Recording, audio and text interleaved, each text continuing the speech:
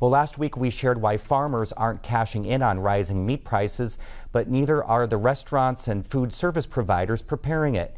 Brock Turner has more on why the post-coronavirus meat market is leaving many in the protein business out to pasture.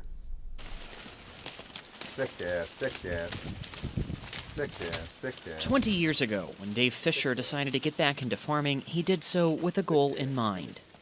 We really need to be able to control some things and not just be selling a commodity and taking it to the market and hope you get what you get. He and his wife Diana raised cattle on 750 acres in southern Indiana.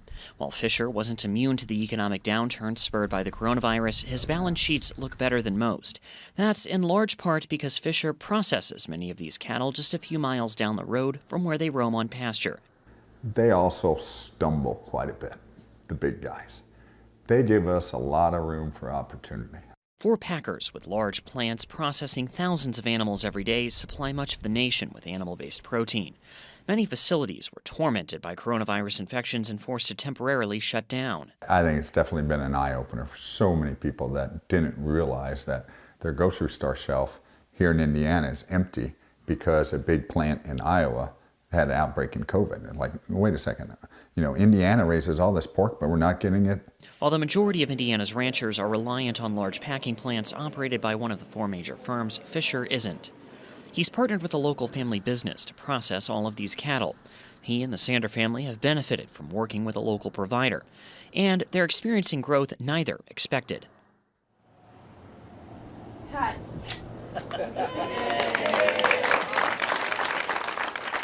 In Celestine, population 250, many of DuBois County's stakeholders celebrated the opening of a meat market.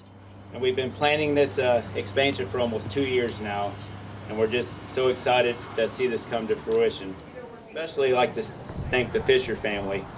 They chose to go into business with us 17 years ago, and we've been able to continue to grow because of them and with them. We're excited to see what the future comes with them. With all the new ideas and with all the new building, we can try to expand things and go from there. But this opening benefits more than just the local community.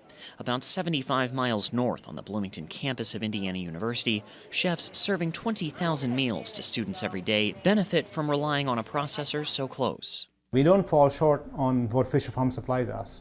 The broadliners, I won't mention the names, but there's some big companies that we work with. We're being shorted like a lot, and we're running out of that kind of food to supply to our students. Srivastava and other restaurant owners say consistently receiving product from suppliers is a challenge few customers comprehend. But another benefit occurs with the consistency of pricing. While large packers are able to offer generally cheaper products, the prices are more variable. We have to make sure the students don't end up paying for the ebbs and flows of that pricing. Because he doesn't send these cattle to large packing houses, Fischer says he avoids many of the swings in price. Finally getting there with economies of scale. While debate on Capitol Hill and in the courts will continue over whether the four large meat packers responsible for the vast majority of animal-based protein should be broken up, Fischer isn't going to hold his breath. Instead, he and his wife Diana intend to keep focused on their cows. So either you're going to break them apart or we're just going to be chipping at them with a little chisel for a long time. And I think the public's eye is open more to that than it's ever been. For Indiana News Desk, I'm Brock Turner.